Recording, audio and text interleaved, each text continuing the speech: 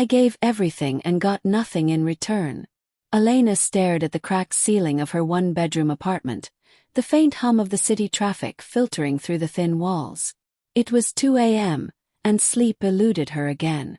Her phone buzzed on the nightstand, a text from Mark. "Late night at work. Don't wait up." She didn't reply. What was there to say? This was their routine now, or rather, her routine of waiting while he chased whatever dream kept him out until dawn. They had met 5 years ago at a coffee shop in downtown Seattle. Elena was a graphic designer, fresh out of college, juggling freelance gigs and student loans. Mark was an aspiring musician, charismatic with a guitar slung over his shoulder like a badge of honor. He made her laugh with stories of open-mic disasters and promised her the world once his big break came. "We'll travel, babe. Europe, Asia, you name it," he'd say, his eyes sparkling under the cafe lights. First, it was magical.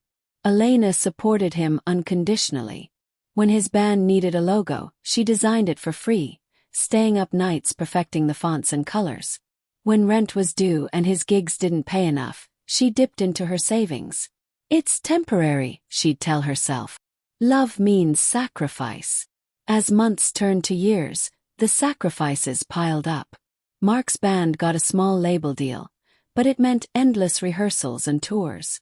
Elena took on extra clients to cover the bills, often working 60-hour weeks. She cooked his favorite meals when he came home exhausted, listened to his rants about band drama, and even pawned her grandmother's necklace to fund a new amp after his broke during a show. "I appreciate you so much," Mark would murmur, pulling her close. But actions spoke louder. He forgot her birthday twice, claiming tour stress. When she landed a big contract with a tech firm, he barely congratulated her before asking if she could spot him cash for studio time. Elena swallowed her hurt, reminding herself that relationships weren't 50-50. They were about giving when the other needed it most. One rainy evening, Elena came home to find Mark packing. "What's going on?" she asked, heart pounding. "Band's heading to LA for a month. Potential producer hookup," he said casually, stuffing shirts into a duffel bag. "A month. We have the lease renewal next week. And my promotion interview." He cut her off with a kiss. "You'll handle it, right? You're the organized one. I love you for that." She nodded, forcing a smile. That night, after he left, she cried in the shower, the hot water mixing with her tears. Why did it always fall on her? But she pushed the thought away. Love was about support, not scorekeeping. In LA, Mark's texts grew sporadic. "Busy with meetings," he'd say. Elena threw herself into work, redesigning their apartment to surprise him upon return. New curtains, a framed photo of them from their first date.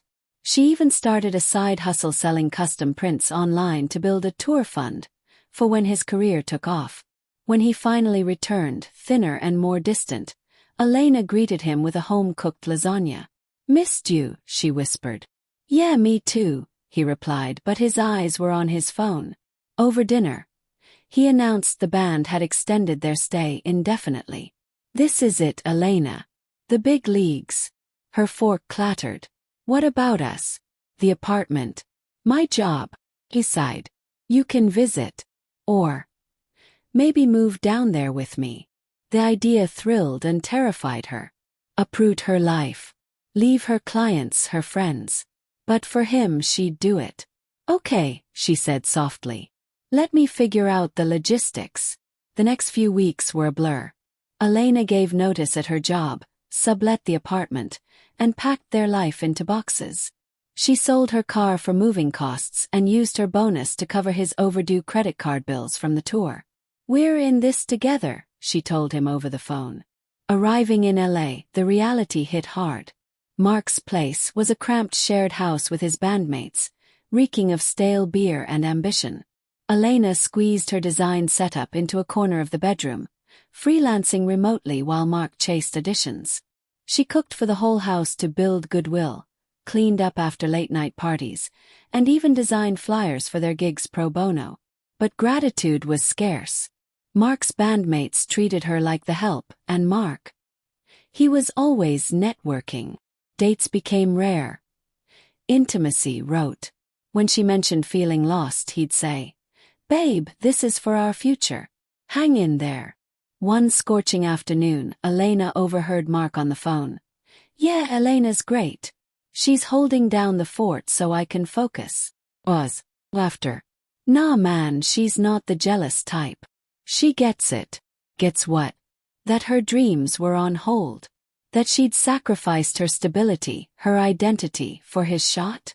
The breaking point came at a label party. Elena had spent hours getting ready, hoping for a night out. But Mark introduced her as my supportive girlfriend, before disappearing into the crowd. She stood alone, nursing a warm soda, watching him flirt with industry types. Hours later, he stumbled home drunk, collapsing into bed without a word. The next morning, over coffee, she confronted him. "Mark, I feel invisible. I've given up everything, my job, my home, my savings, for us. For you." He rubbed his temples. "Elena, not this again. Music is my passion. You knew that. If you can't handle it, maybe this isn't working." Her world tilted. "Handle it? I've been handling everything. What have you given?" He shrugged. "I give you love.